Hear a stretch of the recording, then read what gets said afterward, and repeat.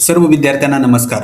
Zero राऊंडची pre merit list वेबसाईटवरती जाहीर झालेली आहे. ज्या विद्यार्थ्यांचं या प्री मेरिट लिस्टमध्ये नाव आलेलं आहे त्यांचं अभिनंदन. परंतु असे काही विद्यार्थी आहेत की ज्यांनी आतापर्यंत रजिस्ट्रेशन केलेलं नाही. काही विद्यार्थी असे आहेत की ज्यांनी रजिस्ट्रेशन केलं आहे परंतु फॉर्मचा पार्ट 1 भरलेला नाही.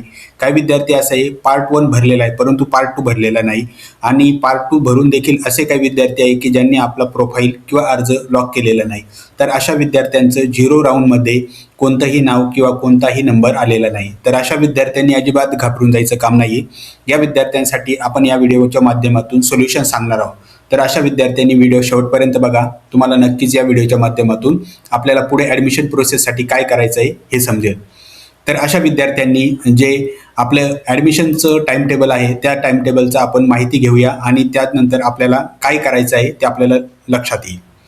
तर अशा विद्यार्थ्यांनी 21 मे 2026 सकाळी 8 ते 22 मे सायंकाळी 6 वाजता या कालावधीमध्ये आपल्याला आपलं रजिस्ट्रेशन करून घ्यायचं आहे. जर आपण रजिस्ट्रेशन केलं असेल तर आपला पार्ट 1 भरायचा आहे आणि पार्ट 1 भरला असेल तर पार्ट 2 मध्ये आपण किमान 1 आणि जास्तीत जास्त 10 असे कनिष्ठ महाविद्यालयाचे पसंतीक्रम आपल्याला भरायचे आहे.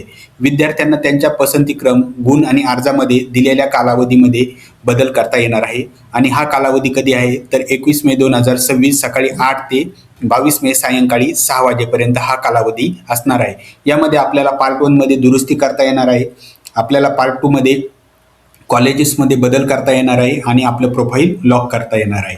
तर अलॉटमेंट प्रोसेस कधी असणार आहे 23 मे 2026 ते 26 मे 2026 या कालावधीमध्ये आपल्याला आपल्या गुणानुक्रमानुसार आपल्याला कॉलेजचे अलॉटमेंट केले जाणार आहे.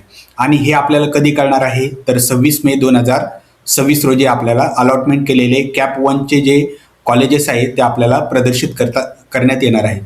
तर आपल्याला हे कुठं कळणार आहे तर आपल्याला हे आपल्या ऑफिशियल जी वेबसाईट आहे त्या वेबसाईटवरती आपल्याला कळणार आहे. तसेच आपल्याला SMS द्वारे आपण जो मोबाईल क्रमांक फॉर्म भरताना नोंदवला आहे त्यावर देखील आपल्याला कळणार आहे.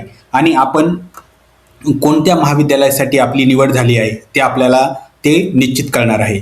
त्या अंतर्गत ज्या महाविद्यालयाला आपली निवड झालेली आहे त्या महाविद्यालयाच्या कॉलेजच्या दर्शनी भागामध्ये देखील आपली यादी प्रसिद्ध केली जाणार आहे. म्हणजे त्या विद्यार्थ्यांना कोणत्या विद्यार्थ्यांना तिथे प्रवेश निश्चित झालेला आहे हे कॉलेजकडून देखील आपल्याला समजणार आहे. तर 26 मे 2026 ते 28 मे 2026 या कालावधीमध्ये वाटप केलेल्या कनिष्ठ महाविद्यालयास आपल्याला जर आवडीचं महाविद्यालय मिळालं असेल तर अशा महाविद्यालयामध्ये जाऊन आपण आपले ॲडमिशन निश्चित करू शकतो. तिथे गेल्यानंतर आपल्याला कागदपत्राची पडताळणी करायची आहे आणि महाविद्यालयाचं जे विहित शुल्क आहे ते भरून आपल्याला आपला प्रवेश निश्चित करायचा आहे. आणि जर आपल्याला आवडीचं महाविद्यालय मिळाले नसेल तर आपण इथून काय करू शकतो नकार देऊ शकतो व आपला प्रवेश रद्द करू शकतो. हा कालावधी कधी असणार आहे तर 26 मे 2026 ते 28 मे 2026 या कालावधीमध्ये आपल्याला हे करायचं आहे.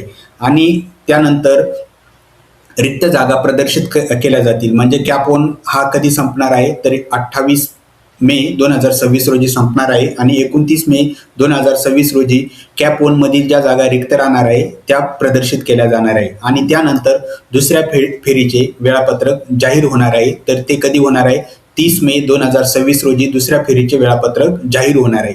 अशा पद्धतीने या विद्यार्थ्यांनी घाबरून जायचं काम नाहीये. झिरो राऊंडमध्ये आपल्याला संधी नाही मिळाली तरी देखील आपण काय करू शकतो कॅप 1 मध्ये आपला प्रवेश निश्चित करता येईल. तर त्यासाठी आपण कोणत्या दिनांकाला रजिस्ट्रेशन करायचं आहे तर 21 मे 2026 सकाळी 8 वाजल्यापासून हे रजिस्ट्रेशन आपल्याला उपलब्ध होणार आहे. तर 22 मे सायंकाळी 6 वाजेपर्यंत हे रजिस्ट्रेशन आपल्यासाठी उपलब्ध असणार आहे.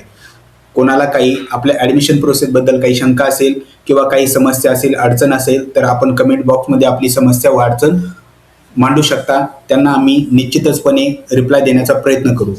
व्हिडिओ शेवटपर्यंत बघितल्याबद्दल खूप खूप धन्यवाद.